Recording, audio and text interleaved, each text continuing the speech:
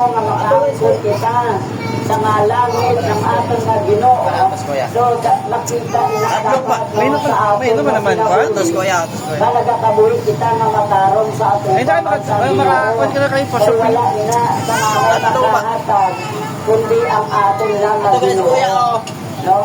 Na Anong baso niya, Brad? Patiyan niya ang iya nga kabuhi. Ano yung baso, Brad, oh?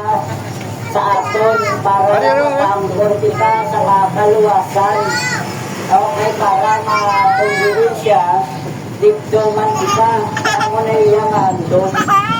So, kaya kabalay sa aton amay, madamo sa mga hulot.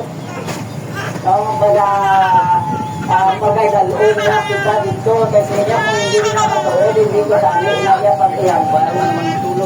Tandaan mo mga utod, palangga ka sa Diyos, hindi ka ulihin ang tanan. Kinanglan lang natin magkalikod. Kaligdan ang mga sayop sa sinila kalibutan. Kasi nga sa iya nga mga pulong sa binuhatang 3:19, pinulusol kang magbalik loob sa iya kay para mapanas niya ang inyong mga sala. So gusto sang Ginoo na mapanas Nalipat ko primer Brad.